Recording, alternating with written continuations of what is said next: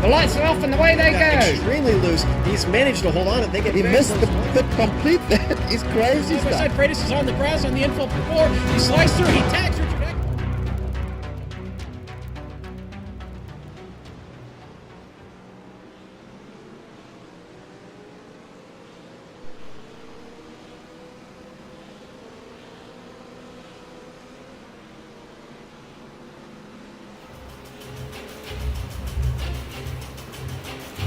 Two rounds have been completed so far in the 2015 Season 2 Champion Motorsports Sprint Series.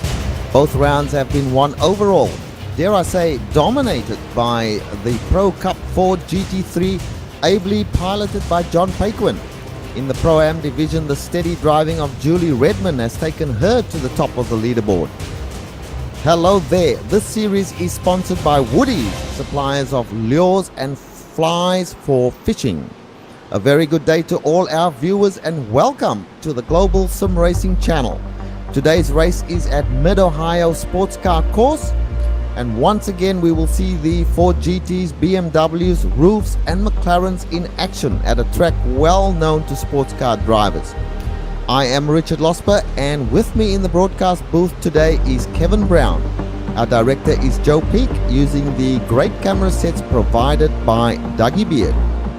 Well, Kevin, Mid-Ohio, quite a good track and a favorite of many drivers.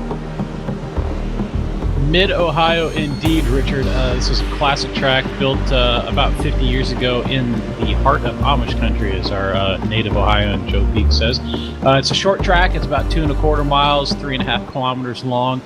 Pretty similar to my home track, which has quite a few, much fewer number of corners, and also feels very tight. But this one's got a very, very, very twisty back section that's led into by 3 straightaways, including really only about one decent passing zone that's really difficult to pass in.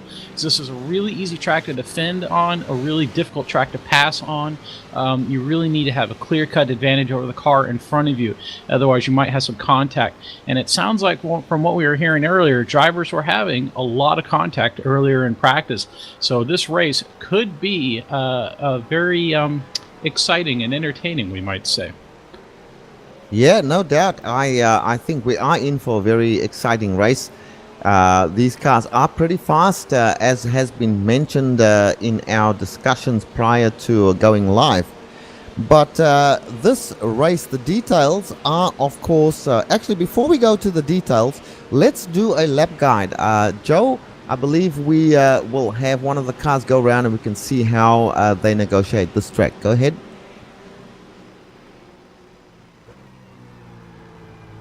All right, Kevin Brown is behind the wheel of the GSRC BMW, so let's do a lap around Mid-Ohio. Turn 1 is going to be a very fast left-hander. A lot of guys have blown their lap or their race in this corner because it's so high commitment. There's this nasty curve on the inside, and putting wheels into the grass on the outside can easily send you spinning into the barriers on the left. And just to add to the pressure, now we approach the keyhole, which is a passing opportunity, so getting a run out of 1 is important. Equally as critical is your exit of this hairpin. The elevation change makes it tough, but failing to put the power down soon enough will cause you to lose time down the long, kinked backstretch. We'll just straighten out this little right-hander flat out the whole way down, then stay to the left to set up for China Beach. It's very possible to defend from the outside here if you can hold on until it switches back left. This is the entry to the aptly named Madness. There's some drastic crests and blind corners all throughout these S's. Make sure and set yourself up for each subsequent corner. Now we fly through 7 and 8, and you're really blind as you approach the tricky braking zone of 9. Try to straighten out your exit to help put the power down as you come into Thunder Valley. Here the wall's narrow and it feels like a street course for a bit. 11 is another aim for the apex and pray type of corner, and it's frighteningly fast. You want to use the whole track since you're going to square off the carousel here. There's lots of lines that you can take through this corner, but make sure you're on the right side as you finish it, because lifting through 13 is sacrifice time. But that's a lap around Mid-Ohio.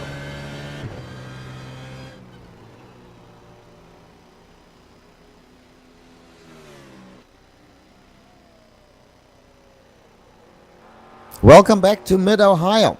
As you can see from the lap guide, this track is a really fun track to drive on, but as has been mentioned previously as well, a little bit tight for these really high-tech cars, Kevin.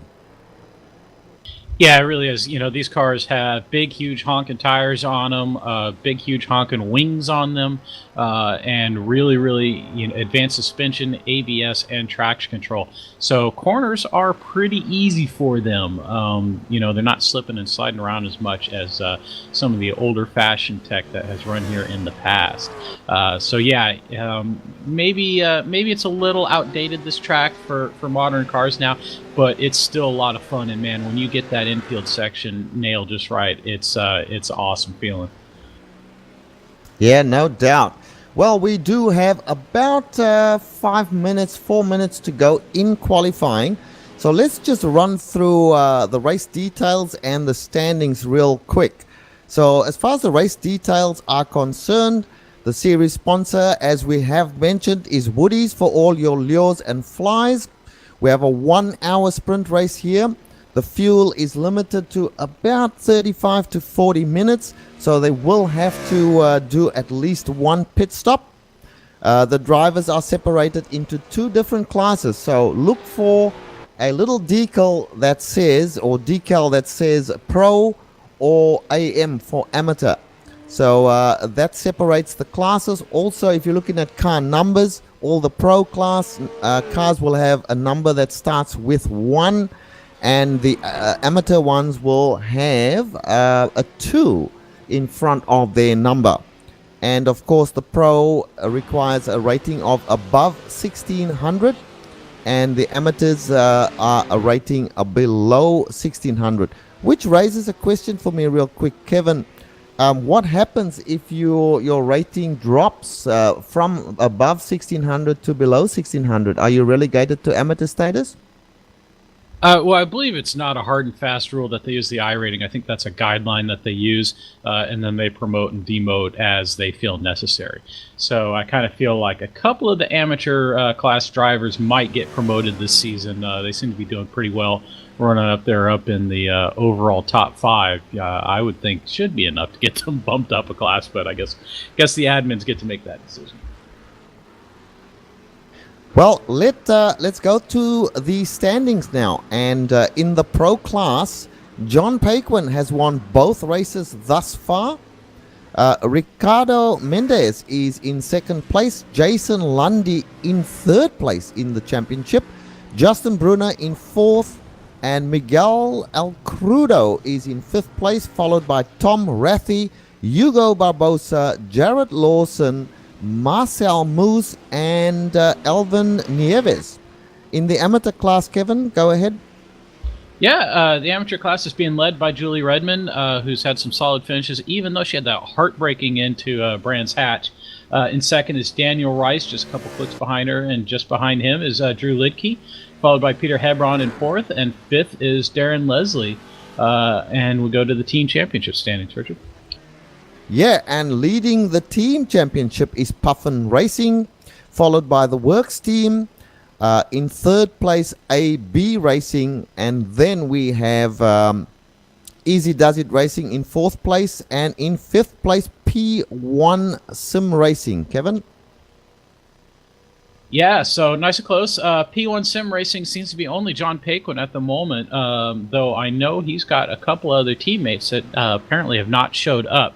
So, at the start of the season, I was expecting P1 Sim Racing to be at the front. They're not quite there yet.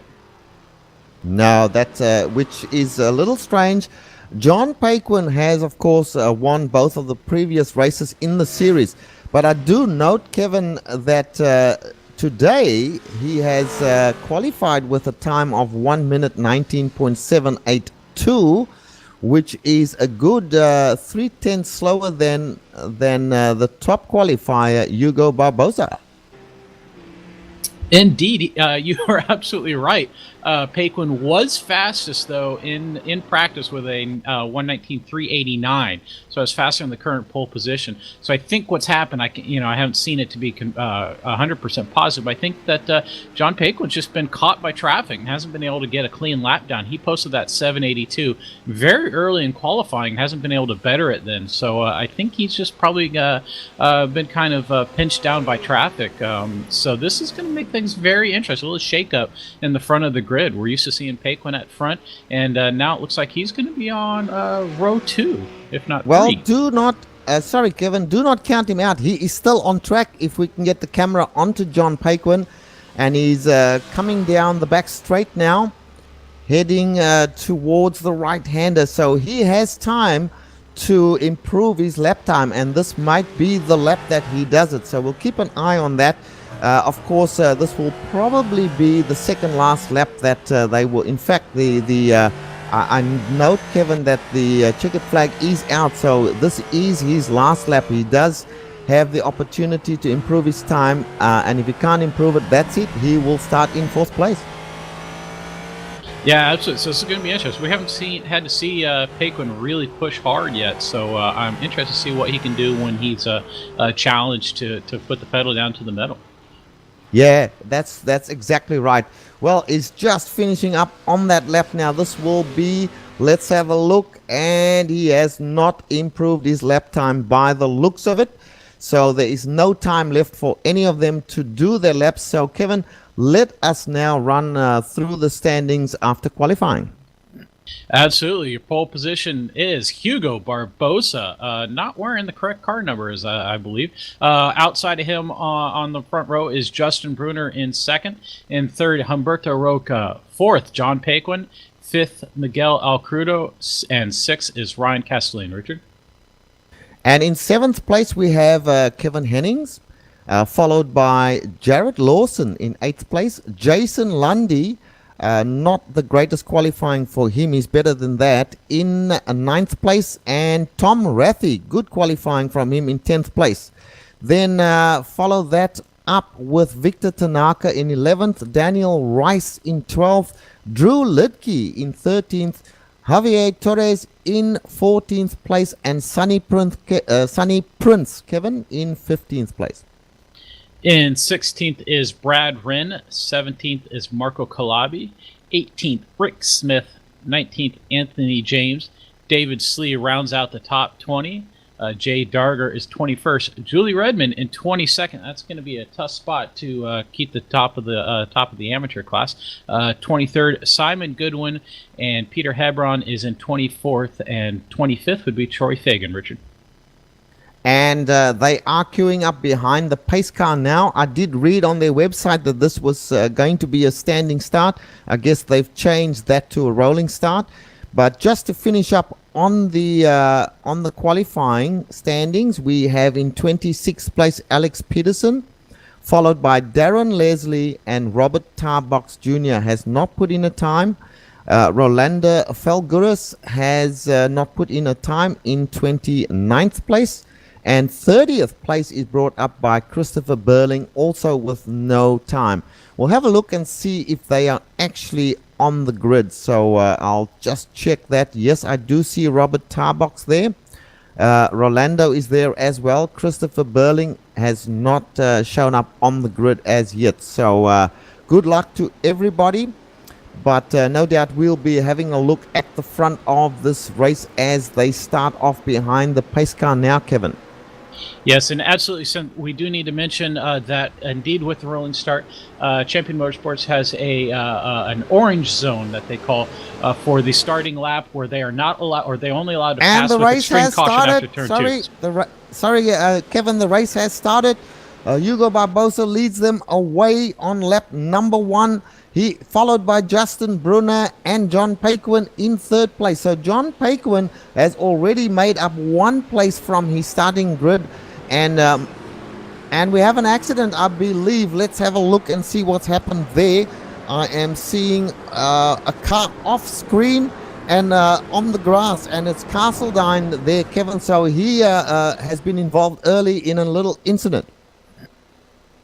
And oh boy, looks like the car behind him. Sorry, I'm trying to struggle. The yellow BMW behind him, Miguel Alcrudo, looks like Miguel missed his braking zone and ran into the back of Castelline and knocked him off the track. I hope that just sucks. Turn 2, lap 1, and big damage. Now he's got to limp it back to pit lane. Although, now that I look at it, Castelline kind of moved in a little bit late on Miguel Alcrudo. That looks like it's going to be one for the stewards to figure out later, Richard. Yeah, it looks like it.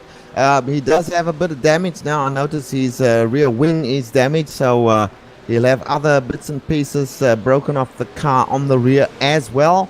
And let's see if he heads into the pits. I've got the camera on him now. He's just coming around to the last turn, the carousel, and we'll see if he goes into the pits. Looks like that is not what he's doing. He's staying out there, so the front of the car is probably okay, so he continues on with racing. Back to the front there, where Hugo Barbosa still leading in the roof. Justin Brunner in a McLaren in second place. John Paquin in third place. We keep an eye on John Paquin. He's a little behind them at the moment, about 1 second or thereabouts. Let's see, as you said earlier, Kevin, if he has what it takes to, on this tight track with that very, very powerful Ford GT, if he can make up enough time and indeed pass these guys. And let me tell you, he almost got rear-ended by the back of Justin Brunner, not Justin Brunner, Umberto Roca in the red BMW. I thought John just had a little bit of an earlier braking point than Justin, I think, and nearly caught them both out. That could have been disastrous right there, guys. Yeah. Now, a question without notice for you, Kevin. You know I love putting this on you, technical expert that you are. Which car do you think is best around this track? Well, John Paquin is on the grass trying to set up for a pass on turn 2. They're stacking up, or pass on position 2 in turn 1, stacking up a little bit, and Justin Brunner off in the grass on the exit of turn 1. A little bit exciting there. I'm sorry, what was the question? The question was about these cars. 4 of them, which one do you fancy is the best at this particular track? Well, I think my argument each race has been they're all pretty equal. They're all going to be a little bit different.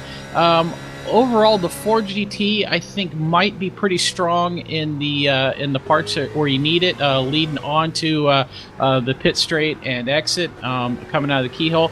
Although the roof is going to be very difficult to defend against out of the keyhole, so that one's going to be really difficult to defend against. But you know, we can see right here the top 4. It's a roof, it's a McLaren, it's a BMW, and it's a Ford. So I think it's down to your driving style and your setup. All right. Well, we are hearing that John Paquin is having some issues there. He's in third place now, so that is good for him.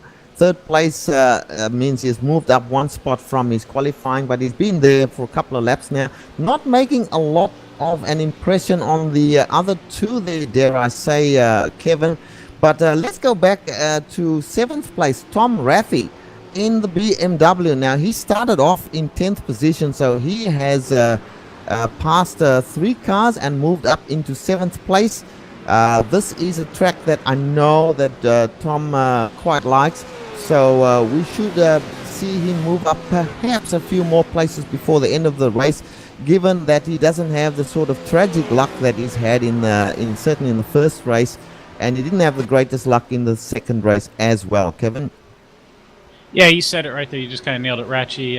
Not having some good luck right now. But I got to be honest, I'm looking at 21st, Simon Goodwin, looking on the inside of Julie Redmond, and gets it done right through into past China Beach and left into the Madness section right there in the twisty bits. Nicely done. Yeah, and this is right towards the rear of the field here, where we have Robert Tarbox Jr., in that camouflage type car, a BMW. He is following Jay Dargett and also Simon Goodwin, and Julia Redmond still in front of them. I thought you said that Julia Redmond had been passed, but David Slee is in front of her at this point in time, so yep, not Simon Goodwin. That was me incapable of reading. Jay Dargert was the passee by Simon Goodwin, not Julie. Apologies, sir. All right, well, some good racing at the back of the field here. Just goes to show all the way through the field there are good battles going on, not necessarily only at the front. And we've seen plenty of good racing at the rear of the field. Getting information, there is a pass on the screen, not quite sure where it is. Kevin, have you seen that one? Well, I'm not sure if that's what it was, but Ryan Castling did get around Peter Hebron, who is attacking now, looking on the outside, approaching turn 4. Now there's action up in front of them. All kinds of action. There's a pass attempt, and there's a spun car. It looks like that's Dargert off track. Nope, that's not who that was. I'm not sure who's off track. I'm trying to figure that out. Yeah, looking up all around the rear of the field, and Rick Smith. Rick Smith, we're hearing, is the one off track there now. Rick Smith, where was he? Let's have a look. So, he was fighting with Marco Calibi over 15th and 16th place. Marco made a move on the inside, maybe not quite clear, and Rick Smith turned in. I'm not sure if he didn't see Marco or if he expected Marco to be clear or not. They made contact. Rick Smith, the loser of that. That looks like another race for the stewards, or another incident for the stewards to figure out there. Yes, and we are back live again, and there was another incident while you were talking. Jay Dargert hit the fencing, and he has now decided to come into the pits to get some repairs done, because after he hit the fence, he got really wide off track approaching the carousel and hit the other fence on the right hand side as well. So not a good day for some of these guys towards the rear of the field. Rick Smith still running at this point in time with a similar car to Jay Dargert. I guess they are teammates. Yep, that's All Balls Racing. They're having a pretty horrible lap, all things considered. Well, let's go back to the front and have a look and see what progress we have from the front runners. I do note that John Paquin, the gap is about the same to the two guys in front, Hugo Barbosa and Justin Brunner. And behind him, Humberto Roca, still about the same. But perhaps Humberto is biding his time, because he had a very good qualifying time, Kevin. Yeah, he had a pretty solid one. I mean, it was just slightly faster than John Paquin. So, you know, in this field, that's kind of the high water mark, I think, is if you're quicker than John Paquin, you know you did something good. But, yeah, the front top four, top five, looks like they're just kind of keeping it steady right now, allowing things to shake out. Still about 51 minutes to go in this race. So there's still a pit stop to serve as well. So lots of time left for things to happen. And there's past 4, 6, and 7th and madness. This is insanity. Cars side by side with Jarrett Lawson and Tom Ratchey, and they managed to get themselves sorted back out. That is an awkward place to make a pass, in my opinion. Yep, it is insanity in madness. I love that. That's good. We got to make a note of that one.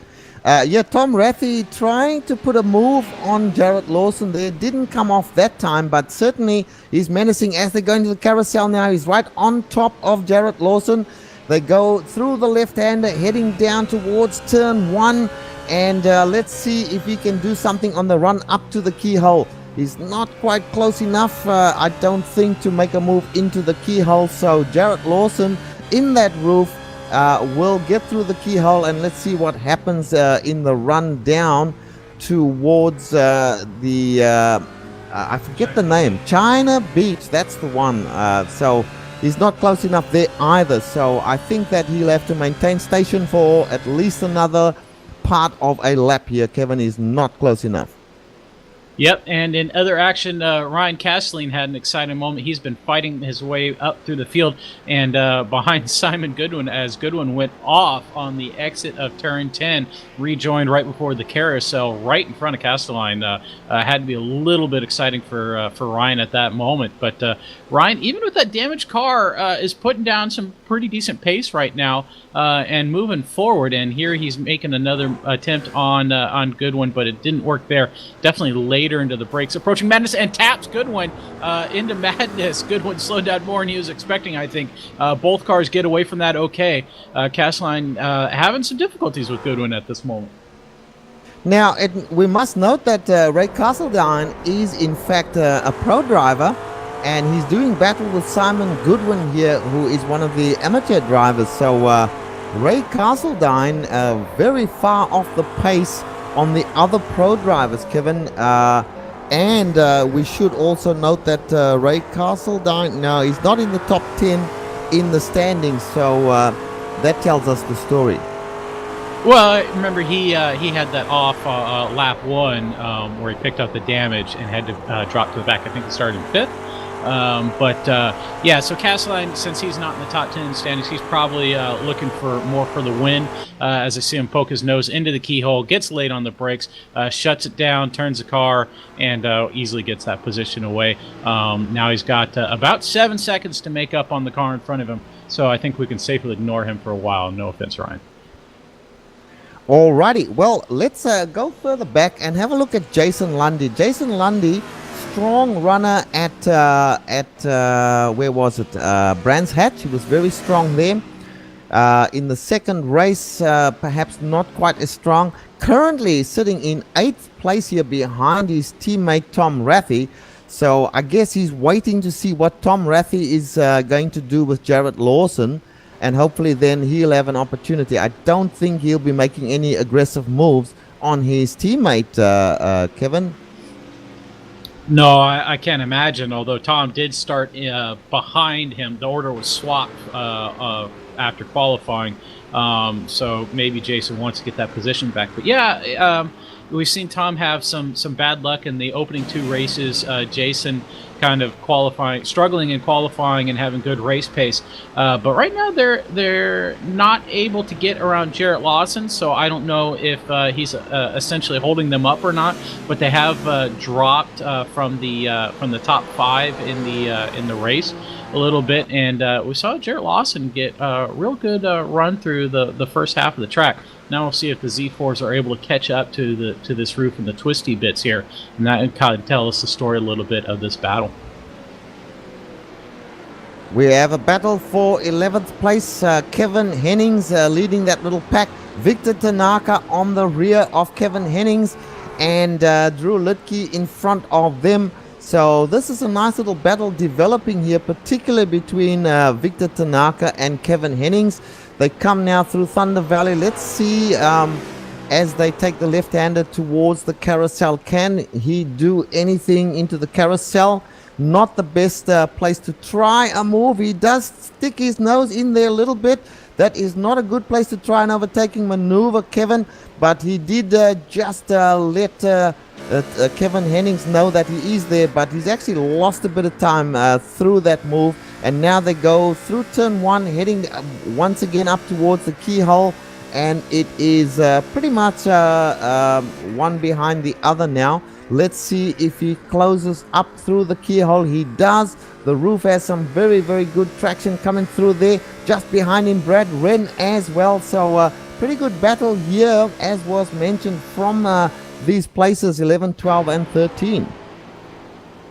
Yeah, you said it right there. Nice little battle going on in the middle of the field, and all kinds of different cars, driving styles, and everything to keep your heart rate going as you get. And looks like, whoa, Brad, no, chaos. That's all I can say. Chaos. Yeah, Victor Tanaka did not get a good exit there, coming across the hill. He's got going again there, but Brad Wren, he to the victor the spoils. He certainly took advantage of that. He was at the rear of this little pack, and now he finds himself moved up by 2 places, and he's not going to be unhappy about that. Yeah, that was Kevin Hennings in the blue roof that was being spun by Victor Tanaka. I think Wren got the bad. Excuse me, not Wren. I've already forgotten the other driver now. Boy, I'm you caught me all off here, Richard. A little bit of excitement, and I just go to pieces. Was Kevin Hennings and Victor Tanaka, I believe, that had a little coming together there. Brad Wren took advantage, and got himself into 11th place. And now we have a battle going on between Rapchi and Lundy. Well, they're not battling. They're trying to get Jared Lawson there. Kevin, Jared Lawson has been a thorn in Tom Rabji, I should say, in his side, but he has not been able to complete an overtaking maneuver. Jason Lundy has been sitting back there having a look at all of this. I wonder if it isn't time for Jason to get past Tom Rabji and perhaps have a go at Jared Lawson instead of Tom, who seems a little bit reticent there, can't get it done. Yeah, and I think this is just the roof being able to get good launches out of the twisty sections that lead on to these big straights, and the Z4 just can't handle that. So we've seen this before in multi-class racing or mixed car racing, however you want to describe it. You can see the Z4 is a long ways away, but Tom gets a better run through the keyhole. Nobody got a great run through there. They all kind of missed their apexes by the size of the Nimitz there, in my opinion. But you can see Jarrett's got a huge run, well, effectively huge, down the main straight leading into China Beach and Madness. So Ratchie has to make all this up in the infield, hopefully, to get a good run. So this is where we see the different makes kind of come into battle here. And you can see, Jared Lawson just not quite as strong on the brakes as Tom. Definitely could see that entering Madness there, where Tom Ratchie was able to close up quite a bit. And then as soon as Lawson was able to get on the power, just kind of squirted away there. But Ratchie looking a little cleaner through the S's and the twisty bits, and Jarrett Lawson looking a lot more awesome when he is able to get down onto the power. Yeah, it just shows up the different strengths and weaknesses of the cars. The BMW has a lot of power, but to get that power down requires some pretty long straights, and they don't have that luxury here. The straights, the rear straight or the back straight is pretty long, but still not enough for these cars to really get their power down. They need a bit more than that. And whereas the roof is very, very nimble, and particularly through the twisty corners. Look at him launch out of the keyhole. That is where they certainly are at a disadvantage, coming off a very slow corner, Kevin, and they just can't match it. And then he gets enough of a lead for him basically to keep ahead of them for the rest of the lap. Yeah, like I said, so this is why I was kind of arguing that the roof is a tough car to beat here, since it's going to be hard to get around it. You're either going to have to probably just attach a chrome horn to the front of your car there to try and get around it. But I'll say I'm looking at a pretty good battle at the moment. 22nd, 23rd, 24th between Rolando Falgueras, Peter Hebron, and I'm one position off. Excuse me. 20th, 21st, and 22nd. Alex Peterson, Rolando Falgueras, and Peter Hebron. Three drivers we haven't really talked too much about. Peter Hebron is in that Puffin Racing blue and orange, similar to the Gulf Oils cars. Teammate of Tom Ratchie and Jason Lundy, but he is in the amateur class, unlike the pro class for them. Rolando Falgueras, I don't think we've seen yet this season, Richard. Can't remember the name from the previous two races, so I think you are correct. He has not been in any of the other races that I can remember. Now we have the same situation here that we had with Tom Ratchie and Jarrett Lawson. We have BMW versus Roof.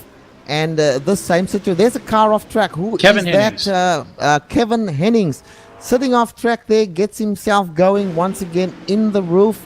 And I can't quite see what happened there. Perhaps we can get a replay. We're on replay now. We can see that he's by himself, really. No one else near to him. Comes and just loses it and catches the car up. No damage done there, just a little time lost. Well, the action's starting to heat up a little bit up front. Justin Brunner has kind of caught up to Hugo Barbosa a little bit, and naturally, of course, as soon as I say that, Barbosa kind of drives away a little bit. But they're sitting at about a third of a second apart on track.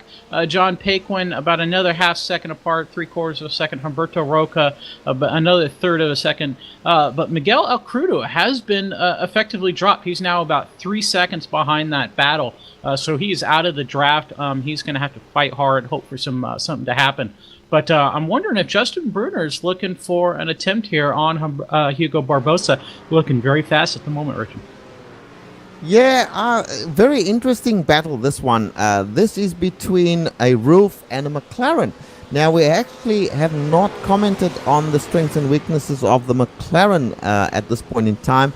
And it seems to me that the McLaren should be almost or just as nimble through, or they go through madness there. This is good for Justin Brunner. He's closing up on the roof of Hugo Barbosa. Let's see what happens. Hugo gets great launch there out of madness. Now they go into that right hand. I love this particular corner down into Thunder Valley and through the S's. He just seems to perhaps it's just his driving, but he seemed to get away from the McLaren there. So McLaren closing up once again as they go into the carousel. So it looks like this battle will continue, but Justin Brunner just looking a little bit more aggressive at this point, perhaps deciding that it is time to make a move, Kevin.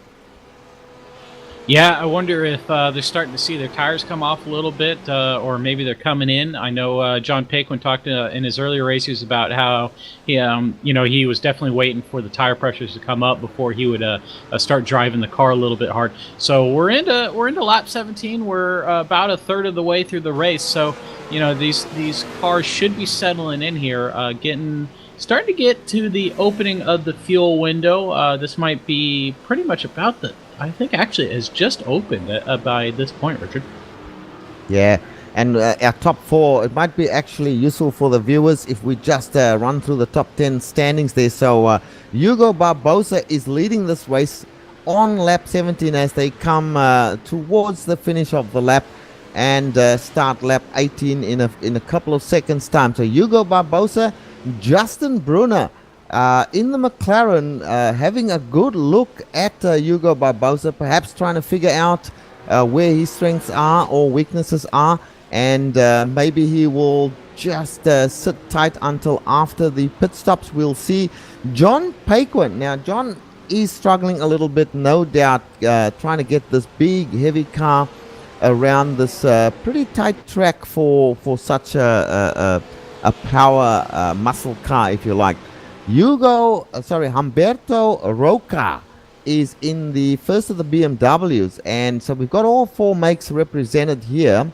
Not able to make any impression, but one has to wonder, Kevin, whether it is a case of just staying in line and waiting for a later time to make a move. Miguel Alcrudo, who was right up with these four, he's in fifth place, but certainly, as Kevin mentioned, has been dropped off completely. He's about 5 seconds off the leader right now. So, Kevin, as you say, the pit window is opening. Some may elect to take the early start and put in enough fuel to get them to the end. Others may run, as we've seen in previous races, may run as long as they can and just do a splash and dash. So we'll have to wait and see what the strategies are from these front runners. And speaking of strategy, eagle-eyed viewers may have noticed that Jason Lundy is in front of Tom Ratchey on the leaderboard right now, and that is because Ratchey pulled over on the pit straight and allowed Jason Lundy to go by. In the process, they lost several seconds to Jarrett Lawson somewhere in there while we were watching other action. So maybe at this point, Ratchey said, "Hey, you know what, Jason, I'm holding you up. I can't get the job done. Why don't you have a crack at it?" But now these guys have a bit of a gap to catch up to Jarrett Lawson to have an attempt to move forward. Yeah, well, it's more than 4 seconds at the moment, and so they've got their work cut out. I thought that might be the case. Rapchi tried for all of 17 or 16 laps to get the job done on Jarrett Lawson, could not do it. Jason Lundy sitting back there must have been a little frustrated, I would imagine, because you can see him fairly streaking away from Tom Rathy at the moment, chasing down Jarrett Lawson, but he's got a fair bit of time to make up. However, the race is only 19 laps old. They have a 1 hour race, so with it being about a third of the way, they still have the better part of 40 laps to go. So let's see what happens as Jason Lundy, we're still driving with Jason Lundy here. Jason Lundy trying Spin. now. I have a spin in the keyhole. Rick Smith and Peter Hebron. Hebron gets looped around. Rick Smith was making a move onto Peter Hebron going into the keyhole. I'm sorry to interrupt you, Richard. And just held that brake a little late. Couldn't get it shut down. Got Hebron in the rear quarter panel and looped him around. So I've been watching this battle about 18th to 22nd right there, and it got shaken up a little bit. Hebron, the big loser there, can't carry speed through the keyhole. Means Kevin Hennings is going to be able to drive right past him on the back straight past China Beach. So that's an unfortunate, shall we say, a turnout for Peter Hebron. Again, I have the suspicion the stewards might be looking at that one. Well, look, another Peter Hebron, of course, also a member of the Puffin Racing team, judging by the car colors. So a little unfortunate for him there, but that is what happens. Now, the roof of Kevin Hennings in front of him, Kevin Hennings has had his own problems. He was out on the grass a couple of laps ago. But let's get back to that front situation there with Lundy versus Lawson. I do believe that it's only now, let's see, wow, 2 seconds. So he is made up significant time, 2 seconds in about 2 laps.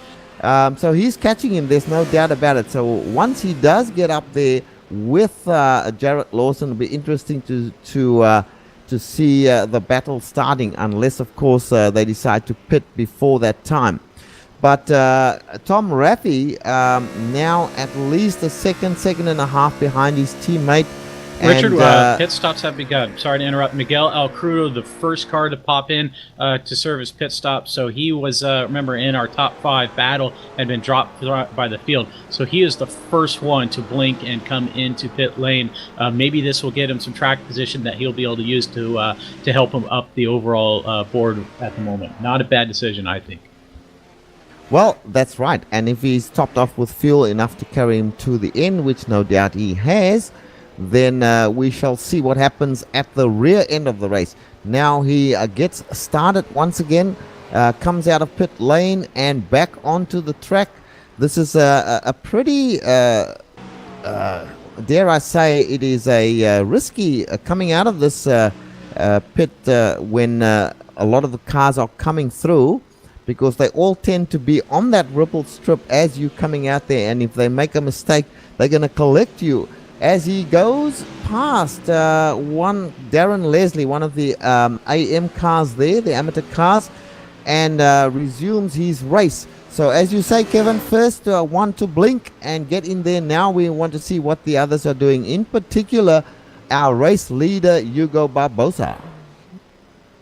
And eagle-eyed viewers may have noticed that the Puffin Racing teammates of Lundy and Ratchie has swapped order again. This time Ratchie is now leading, but Jason Lundy was catching Jarrett Lawson just gangbusters, and I think he got a little excited going to the keyhole, outbraked himself, dropped off into the grass, and Ratchie just kind of drove by on the back straight. Lundy couldn't really do anything. So again, Lundy is behind Ratchie, but maybe it's smart again for Ratchie to let Lundy by.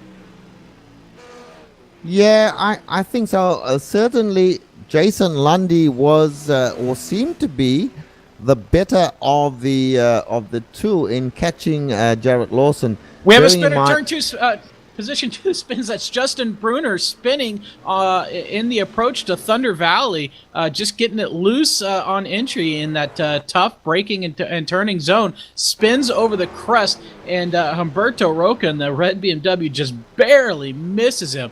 I thought that was going to take 2 of our top 4 out instantaneously, but good driving to avoid that. Good job by Justin Bruner to stick both feet in when he spins and lock the car up and get it stable. So he has dropped a couple seconds on the field, but now at least he can kind of come back and have a chance. I tell you what, he was coming across the track there.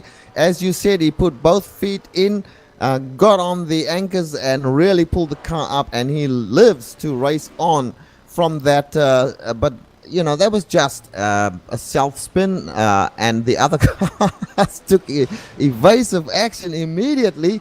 But they're all racing, and good on them, because we certainly wouldn't have wanted to see Justin Brunner with damage to his car. He's been doing a terrific job up to now. So I think that he might go in and get himself some new tires after this one, because he looks pretty loose even as I speak, Kevin. And speaking of stopping and getting new tires, Hugo Barbosa, our overall leader, stopped and served his pit stop, goes for the keyhole and takes advantage of some action in front of him to pick off that spot. So definitely the top four order gotten shaken up in the last lap here with one spin and one pit stop between two different drivers. Yeah, very interesting. John Paquin, the third place position, of course, previous to the pit stops, has elected to stay out. And now he's got an opportunity to put down some good laps at the front of the field. And of course, he'll have to come in at some point now. Just from memory, I think he was the one in previous races that did stay out a lot longer than the others. Kevin, can you help me out there?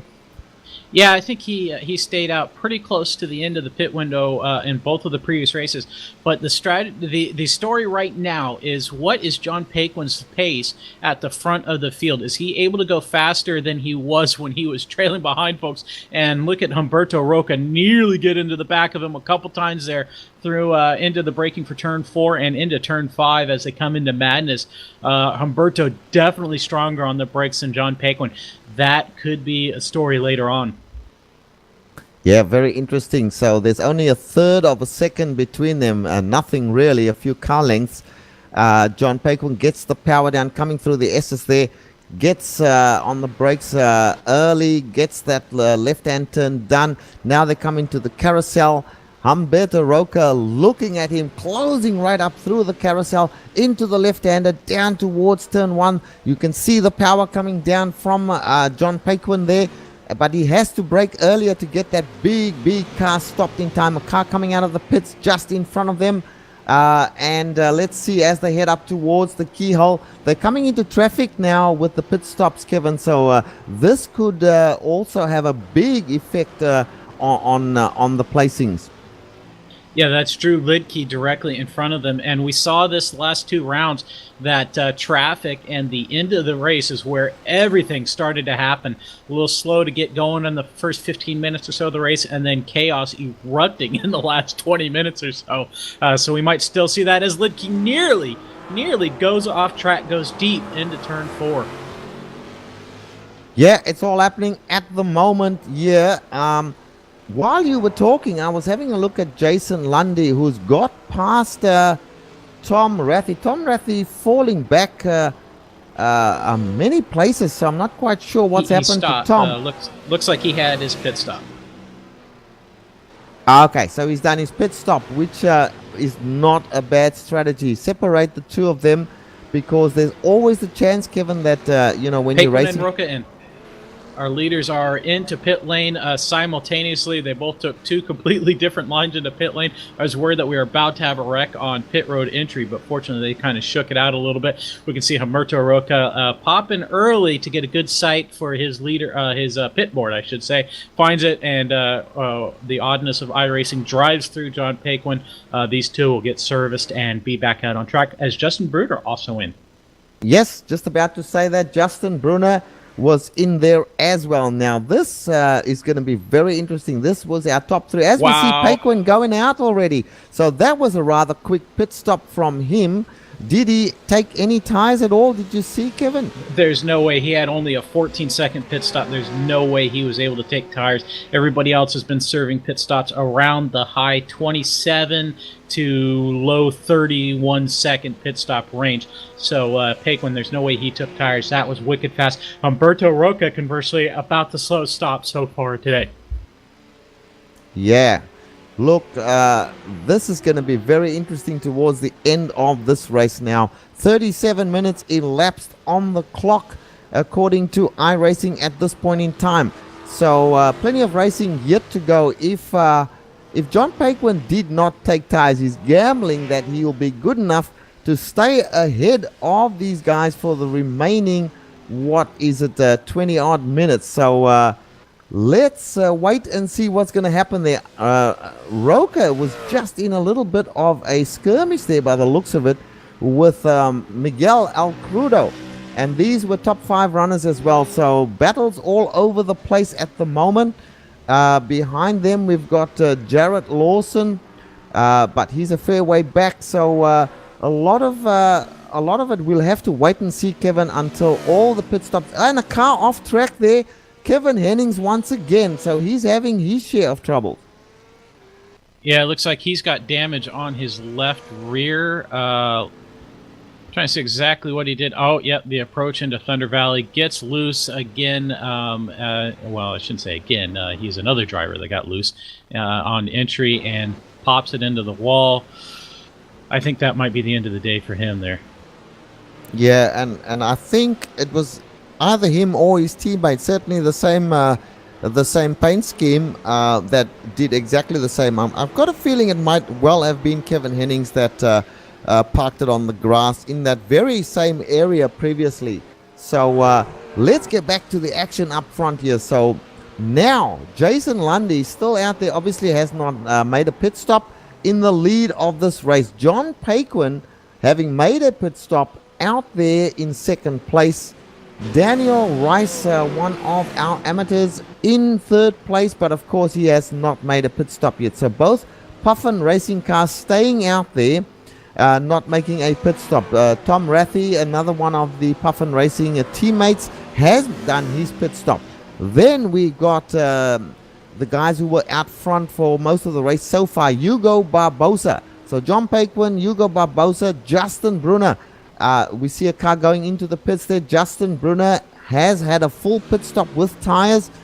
He is currently behind one of the back markers there, Anthony James. Pass attempt, Richard, as Brad Wren goes deep into turn 4, past Sonny Prince for 16th and 17th, almost outbreaks himself. Sonny Prince tries to sneak it back up on the inside turn 5. Not going to happen.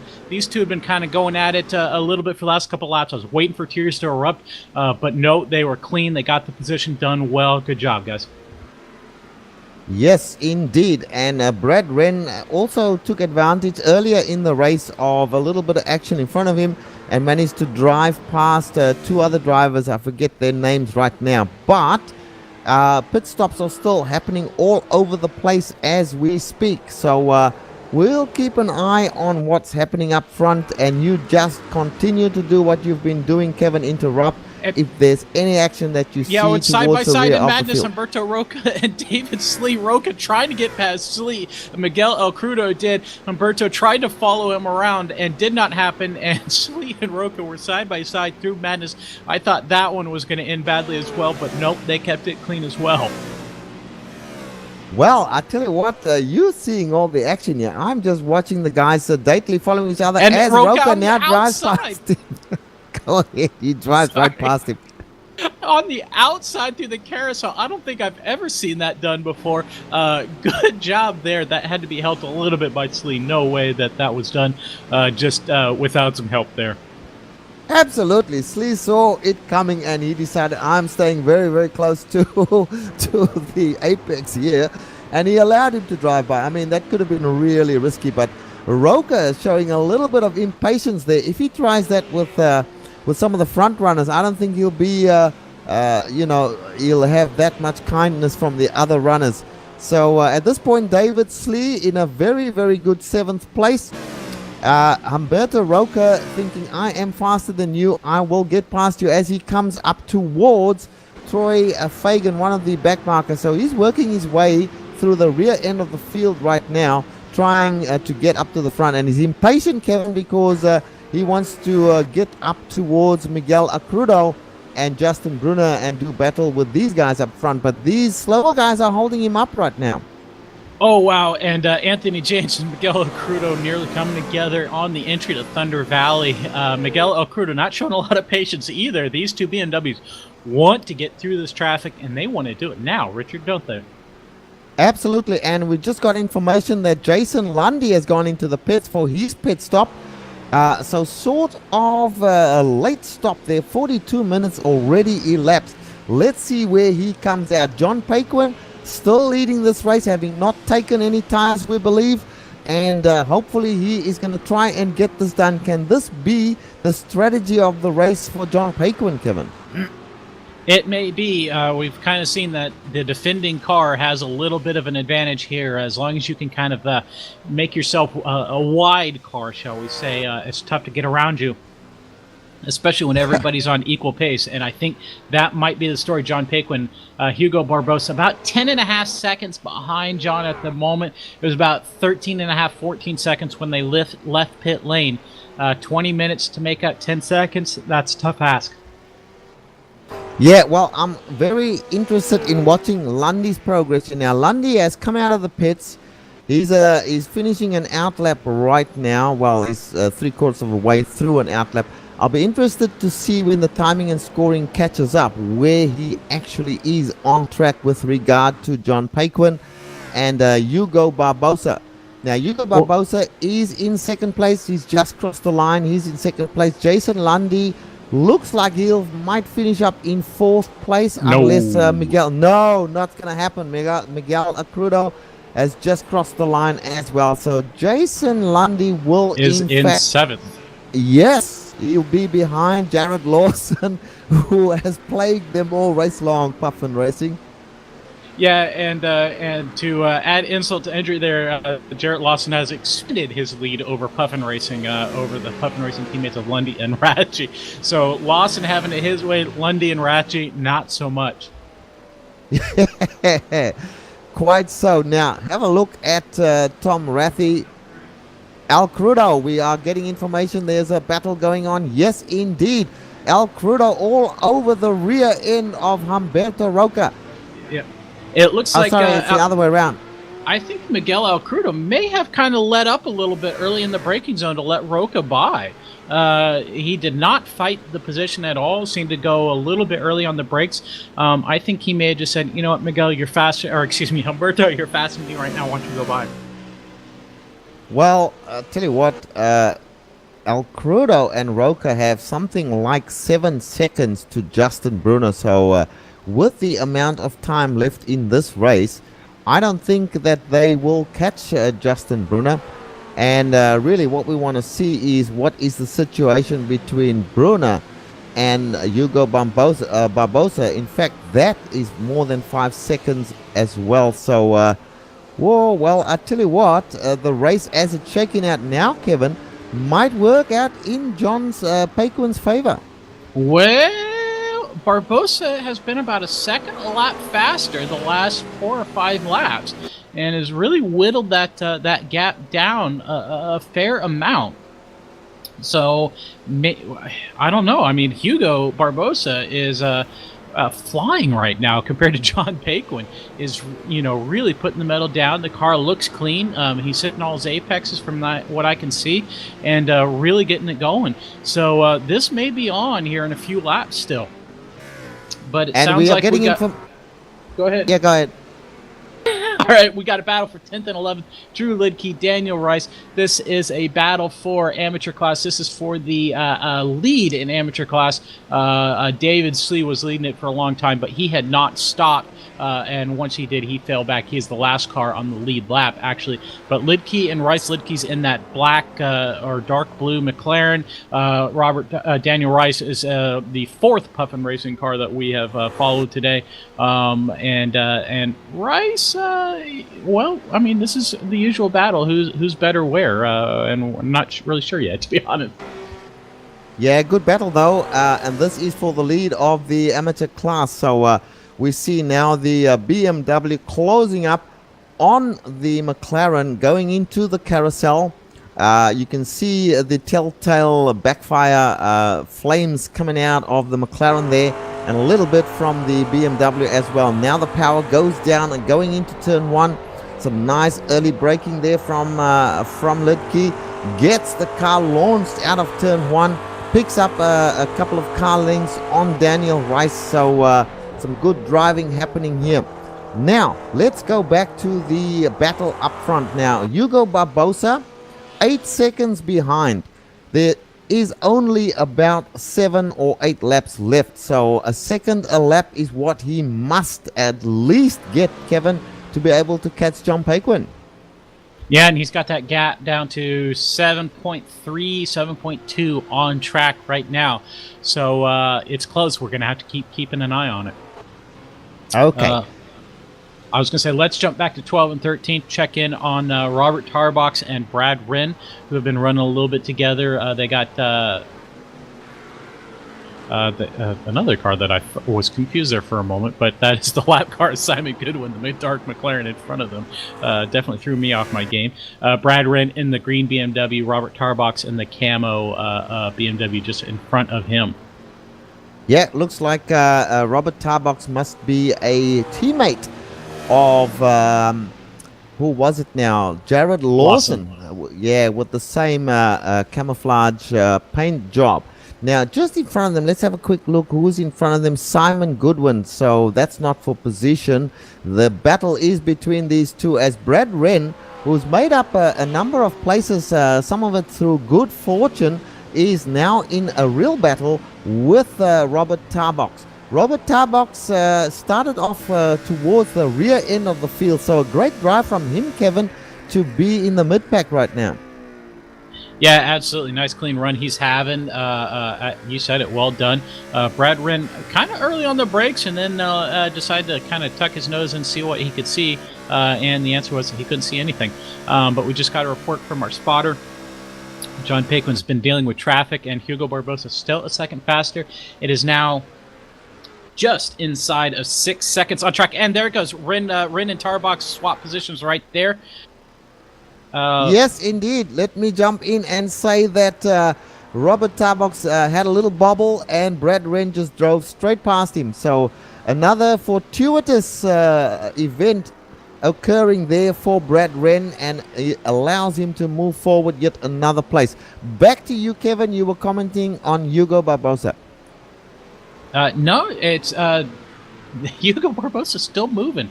It's now 5.5 second gap here with only 12.5 minutes to go. So what do we say, at 20 minutes to go, it was 13 seconds. So at this pace, looks like Hugo Barbosa is going to catch John Paquin. Passing, as we all know, is another matter. But this race is not over yet, Richard.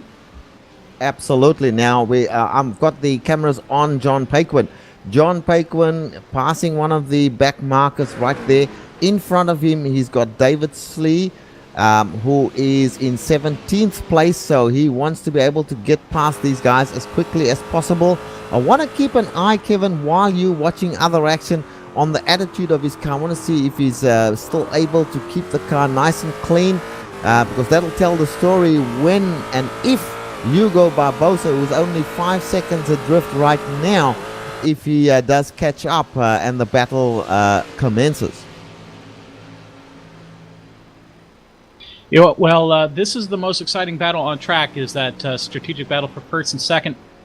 We have some visually close battles. 9th, 10th, Drew Lidke and Daniel Rice, about a half second on track, but not a lot of action going on there.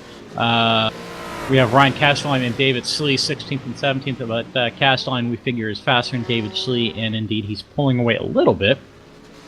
And then the first of the lap cars are 18th and 19th, Rolando Falgueras and Alex Peterson. I've been keeping half an eye on that the last couple laps, and nothing really going on there either as well. So we'll try and keep you up to date if one of these does change, but there are some. Oh, I must break in here. Roca had a huge spin going into Thunder Valley there, and Miguel Acrudo, El Crudo, has closed right up, so we could have a battle here for the 4th place if Miguel Acrudo starts to sniff blood here, Kevin.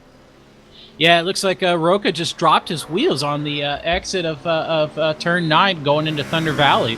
On the exit of Turn 8, the entry of Turn 9, dropped his outside wheels, and that just got him loose. That is a dangerous thing. He's lucky to have kept it out of the wall. But remember, Alcrudo let Roca by earlier in the race, so I'm not sure that Miguel's going to attack back, I think. Well, there's less than a second, about a second or so between the two cars. You may be right, but then again, you may be wrong. Maybe he's saving something for that last 5 minutes of the race, where things tend to start happening, Kevin. We have had so many broadcasts and so many races where we think, okay, everything's settled down. John Paquin's going to win. Hugo Barbosa's going to come second. And then all hell, dare I say, breaks loose in the last couple of laps. Yeah, absolutely. So, well, I can update you about some hell that happened. Rolando Falgueras, oh boy, he was with that battle with Alex Peterson, got loose out of turn 11 and got hit by the car of Troy Fagan. Nothing Troy could do since Falgueras had actually tapped Alex Peterson and come back around. Fagan left with nothing. Falgueras into pit lane to get that damage repaired. So that battle between Falgueras and Peterson is over. Castelline and David Slee, they were close together. Now they are not. However, Castelline is very close to the back of Sonny Prince at this moment, and relatively close, about a half. No, I tell a lie. Sonny Prince is close to Marco Calabria. Once again, I've read my information wrong. I apologize. Gotten confused. Sonny Prince about a second apart, so not really close enough to make something happen at the moment. Well, let's go back to Hugo Barbosa. We had the cameras on Hugo Barbosa briefly before this battle between Calabria and Sonny Prince. Now, Barbosa is 3.4 seconds on the timing and scoring. As far as we can see, it might be actually closer than that. He is driving as hard as he can to try and catch John Paquin with something like 9 or 10 minutes to go in this race, Kevin. I think he does have the time left to catch him. Whether he can pass him, as you said before, might be another story. Now, we see some information here that Lidke and Rice are still battling for 9th place. That might have been a little while ago, so we will ignore that for now. Stick with Hugo Barbosa. We are in car with Hugo Barbosa on board. Let's just have a look at how he's negotiating this track, Kevin. Yep, and there's one car between Hugo and John Paquin. That's Ryan Castelline in 15th. I don't think Castelline will hold him up much, but here's hoping.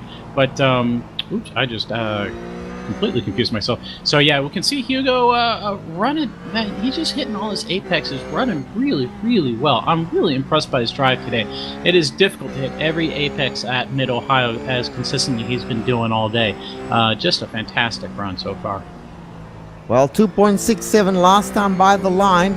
He certainly has the time to catch him. I have a feeling that this is not going to be much of a battle. If he does catch him, based on the fact that he's been catching at about 1 or so seconds per lap, I don't think there will, resistance is futile, I would imagine, from John Paquin. Bad tires, a car that has been breathing fire at a 1 second a lap gain. I think he'd have to give it up. Otherwise, he's going to be accused of perhaps blocking or some other unusual defensive strategy, Kevin. We have seen unusual defensive strategies before, but John Paquin is leading the overall championship. I gotta imagine, he probably won't put up a strong defense. I'm with you there, Richard. Well, I see some early brake lights, unless my eyes are playing tricks on me, from the car in front of Hugo Barbosa. Ryan Castledine not wanting to make any strange moves with regards to the leader. I dare say that even Ray Castledine is faster at this point in time than John Paquin. John Paquin is not driving badly, but the car is just not handling at this stage, in my opinion. And he's going to have all kinds of problems when Hugo Barbosa catches him, as he does now. Less than 1.8 seconds. They're going through the carousel. Plenty of time left on the clock on lap 40. We should be about 5 or 6 minutes left in the race, so another 3 laps at least, Kevin. I don't think he's going to be able to hold him out, but we do have this car in between, which could cause an issue. And no, he lets him go by. Now the battle is definitely on, Kevin. Very sporting move by Ryan Castelline to not get involved in any way, shape, or form in this battle for the lead.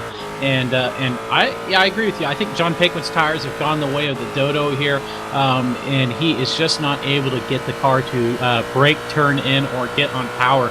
And Hugo clearly can. So we'll just have to see. And Paquin just kind of getting a little loose at turn in, has to slow it down early for Madness, and Hugo Barbosa just all over him right there. Just any mistake by John Paquin right now, and Hugo's going to be around him in a heartbeat. So this is going to be a tough one for John. And John goes very wide again into Thunder Valley. Hugo Barbosa even closer, just breathing that exhaust right now. I think this battle may be over in short order.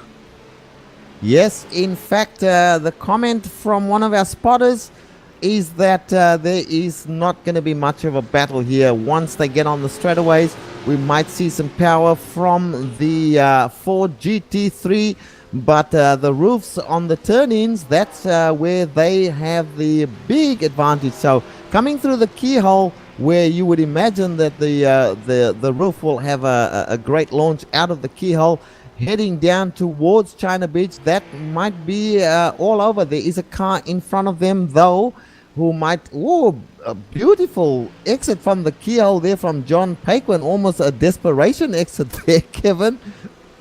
Yeah, absolutely. But a good launch out. And, he almost puts his wheels on the grass on the straight. That could have been it for him. But yeah, early on the brakes compared to Barbosa into China Beach. A little cleaner into Madness this time than he was last time, John Paquin. But yeah, he has got to. I can just see his brake lights come on so much earlier than Hugo Barbosa into every corner. The advantage right now, I think, is all Hugo's, but they are getting held up by this car of Marco Calabi. So we'll have to see if this is going to affect things, how they shake out. I hope Marco's just going to let them by on the pit straight. Yeah, well, the second half of the track there from China Beach onwards, passing very difficult through any of those corners. And we could see that Hugo Barbosa did not even make any attempt. From here onwards into turn 1 now, he gets a much better launch than Paquin. Paquin struggling to keep the car virtually in a straight line there. Now we've got this back marker as well. They go in and the back marker turns in. He's staying wide. He's giving them the opportunity. A touch from Hugo Barbosa on the rear end of John Paquin. No damage done. A car behind them as well from Calabi. There was another car there that I missed who that was, a red car, but that has really not helped Hugo Barbosa. Now he's got a battle again. There can't be many laps left at all, Kevin. The battle is still on. Calabi staying out of the way. He's been passed successfully now. He's got Castledown behind him, which is a battle for position as well. So these guys are battling as well in the mid-pack there, and some wild driving going on here, going towards the S's.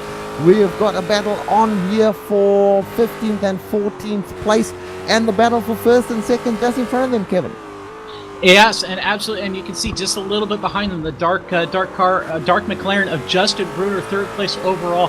He's close to within just about 3 seconds on John Paquin. He's hoping for some action. Looks like we're going to see 2 laps left to go this time. So if Hugo Barbosa wants it, he's got this lap and 1 more to go to make it happen. Yes, and we see now that Barbosa has closed right up into the keyhole once again, getting his launch out there. Good exit from John Paquin once again. John Paquin driving down the middle of the track, going towards the inside. Will he hang on to the inside, because now Barbosa is close enough to attempt a move. He's in the middle of the track, making that Ford GT3 as wide as possible. No opportunity there for Hugo Barbosa to pass. Some very good defensive driving from Paquin there, holding up Barbosa, but all legal stuff, Kevin. Yeah, absolutely legal. John Paquin put his car in the absolute right place. Hugo Barbosa had gotten a perfect launch, I think, out of the keyhole. But Paquin had done just enough to keep that car in front. So we're going to have to see this going on. So unless Hugo can find a sneaky way to get by somewhere else in the track, he's got one one opportunity to make this happen. They're going to have one lap to go this time by Hugo Barbosa all over the back of John Paquin through the carousel. 7 seconds left on the clock as they go through. This is the white flag lap. This is it, Richard. This is the last lap. We have been shown the white flag. He goes to the outside, heading towards the keel. Now he goes to the inside. Paquin closes the door on him once again. He must get the best launch possible out of here. He does not. Paquin desperately hanging on to that lead. Hugo Barbosa has it all to do in this very last lap through the twisty parts of the track where it is very, very difficult to pass. Can he do it, Kevin? I don't think so. I think Paquin is smart enough to hold him out. I don't like that move from Hugo Barbosa. I think he just ended his chances by trying to shove it in the keyhole. He would have been so much faster out of the keyhole all day, and he needed to set up for that, and I think that was the bad move. But maybe he can stick it in somewhere in the twisty bits here. I don't think so, though. Oh, they touched! This is what I did not want to see. This is terrible. We have two cars in front of them off track, and now Barbosa in a very, very risky move trying to, as they went into Thunder Valley. Justin Bruder's going to win it. Hugo Barbosa was trying to let John Paquin by. Justin Bruder says, thank you very much. He's leading through the carousel. Richard, Bruder's going to win this in a surprise last lap win. Well, and you know that, look, Justin Brunner, opportunistic, yes, but he was not involved in any of the shenanigans that went on in front of him. He took full advantage of what is his right, and Hugo Barbosa did the gentlemanly thing. John Paquin gets the second place there because Hugo let him by, but some really, dare I say, not smart driving in that last lap there, Kevin. Well, I think Hugo just made the wrong strategy call on the last lap. I won't fault him for the touch. He'd been running pretty close in the twisty bits all day. But yeah, I think Hugo could have played it better. I'm sure he'd be bummed to have caused the spin to end the race. Sporting of him to give it back to John Paquin, though. But Hugo's probably kicking himself. I bet he thinks it could have been his. Yeah. I think you called it quite correctly there that, in fact, he made the wrong move into the keyhole. If he had braked a little earlier and got the launch that he needed, he might have had enough to pass before they got to China Beach. But that's all might haves and could have been, so that does not mean anything at the moment. Justin Brunner has come away with a win in this race, and we can talk about it all day long. Everyone else is now just finishing up. So, Kevin, why don't we take our break now, and we'll come back and we'll have the full standings, and we'll also see if we can talk to a few drivers.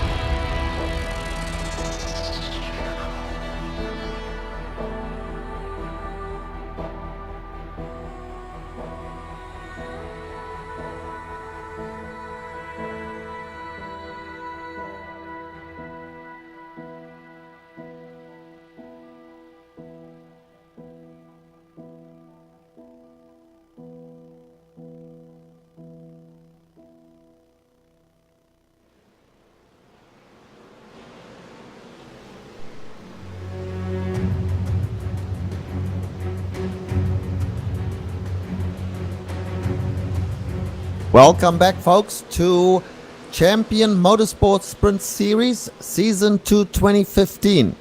Well, it's been a very intense race that we just called, and here are the standings for you as the race finished. In first place, opportunistic win for Justin Brunner, and his first win of the series. John Paquin in second place. We'll talk a little bit about that during the interviews, but he was in first place, and in the last lap there was some incident, and he is now in second place. Third place, Hugo Barbosa. Fourth place, Humberto Roca. Fifth place, Miguel El Crudo. Sixth place, Jarrett Lawson. Great drive from Jarrett Lawson there. Jason Lundy in 7th place, Tom Rabji in 8th place, 9th place Drew Litke, and 10th place Daniel Rice. Good drives from those last three as well, Kevin. Yes, sir. 11th was Brad Rinn, 12th Robert Tarbox Jr., 13th Marco Calabi, and then 14th, the first of the lap cars, was Victor Tanaka, and Ryan Castelline, who had that unfortunate incident lap 1. David Slee in 16th, who led the amateur class for a little while on pit strategy, but couldn't finish it up. Alex Peterson in 17th, Peter Hebron 18th, 19th was Sonny Prince, and Kevin Hennings rounded out top 20, and the cars are the one lap down, Richard.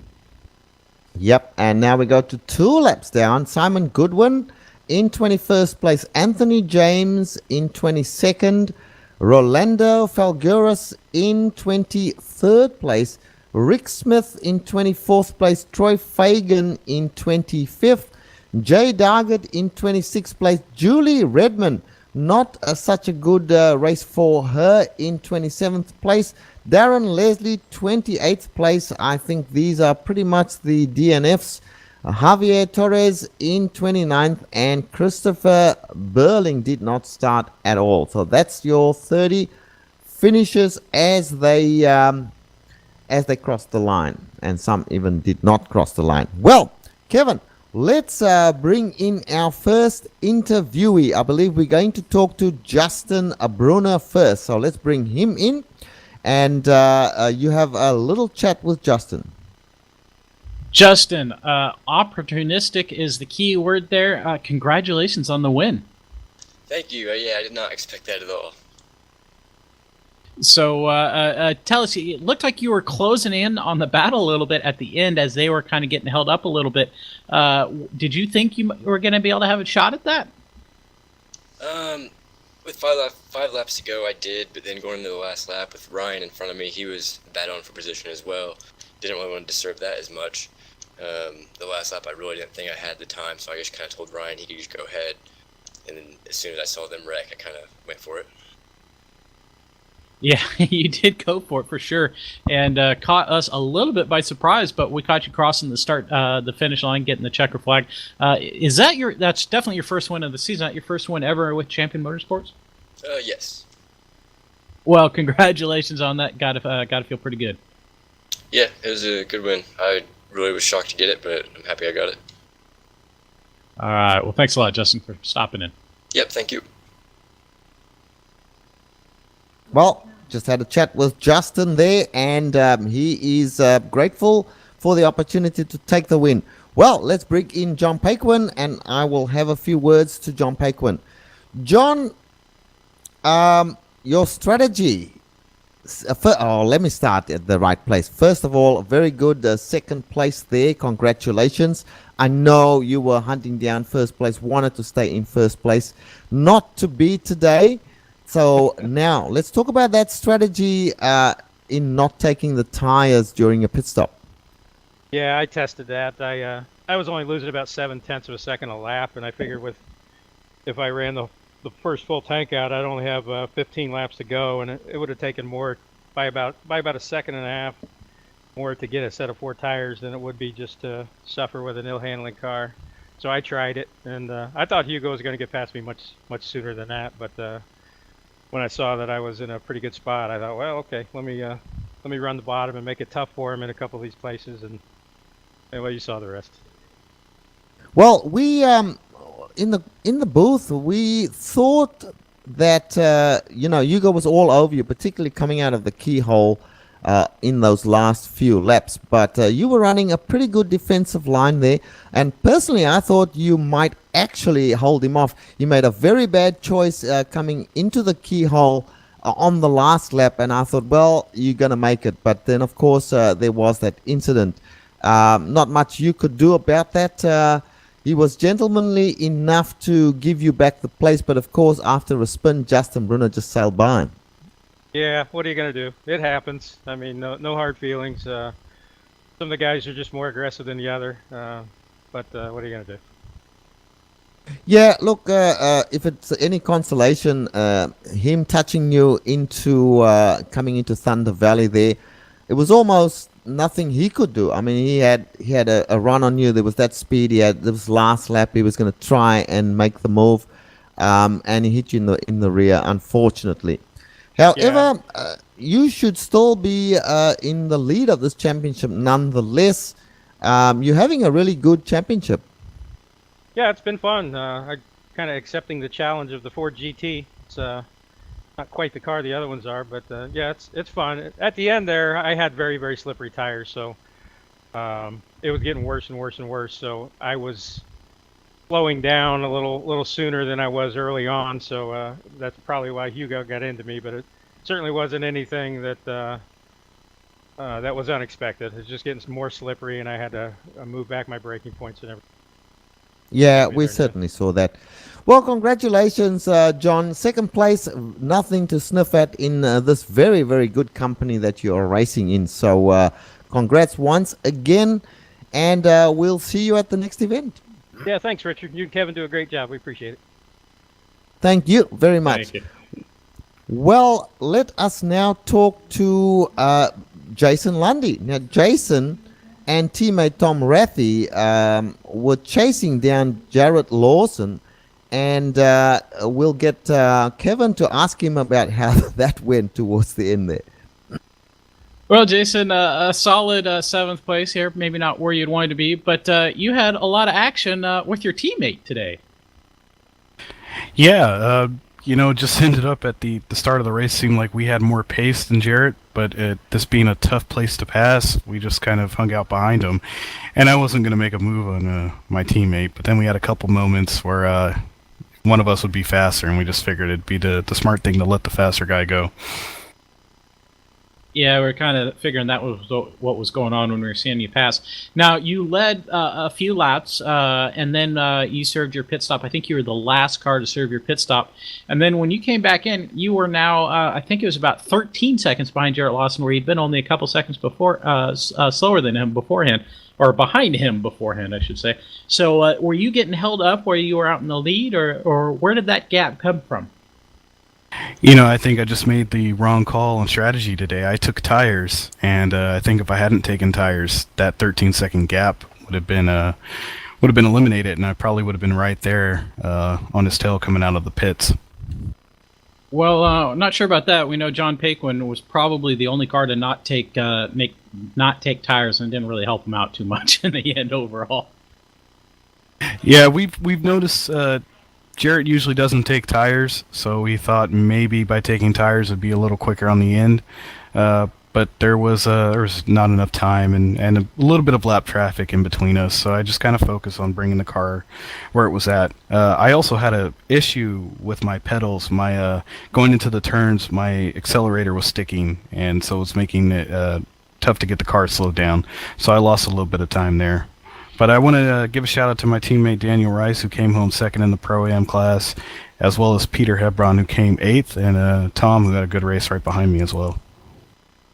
Yeah, that was what I wanted to ask you about. Looks like Puffin Racing going to consolidate a bunch of points in the team championship there, so you got to feel good about that.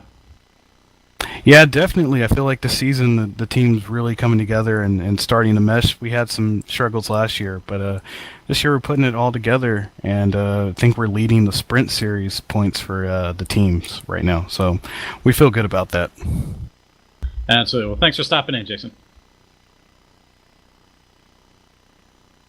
Well, folks, there we have it. Opinions from a few of the drivers on their race.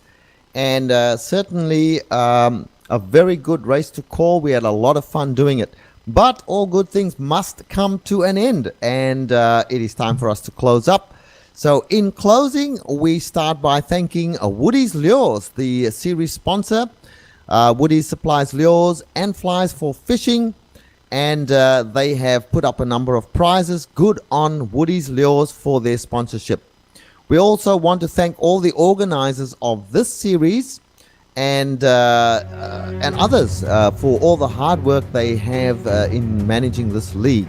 We also thank our good friends at iRacing.com, XSplit, Twitch TV, Audio Technica, Behringer and Ava Media for providing hardware and software that we use in each and every broadcast. Thank you also to the team today. Kevin, good call. Directing from Joe Peak, great camera sets from Dougie Beard. All goes together to make a good broadcast. If you want to find out a little bit more about us GSRC, our website is globalsimracingchannel.com. Go there and you will find our full broadcast schedule along with archived races and race highlights. We are also on Facebook at facebook.com/Global Sim Racing Channel. You can always find us on Twitter, where our handle is @GSR Channel. Very special thank you to Eric Ekholm, who provides us with a lot of our music. You can find his music not only here with us on GSRC, but also on TV commercials, some movie trailers, iTunes have it, Spotify have it as well. If you do like the music, get on to Eric and tell him where you heard it. His Twitter handle is @Eric Ekholm. We have a bunch of upcoming broadcasts that we've been telling you about during the breaks. On this coming Saturday, 21st of March, we have the Continental Endurance Sports Car Series, race number 2 for 2015 at Sebring, featuring the Mustang FR 500S and the MX-5 Cup. On Sunday, March 22, we have another race at Sebring brought to you by Pacific Majors, where we will have the HPDs, the DPs and GT3 cars. That will be their race number 3 for season 2 for 2015. Following Wednesday, 25th of March, look out for some action on the ovals at Martinsville with the American Sim Racing Series featuring the truck, the Silverado truck. On Saturday, 28th of March, we will have the MX-5 World Tour coming back to Sonoma in a different layout with the MX-5 Cup for their season number 9. So those are some of the upcoming races in the next week, next couple of weeks really, that we can have a look at. Well, it's been fun, folks. Thank you for watching. And as we say at the close of all our broadcasts, race hard but race clean, and we'll see you out on track.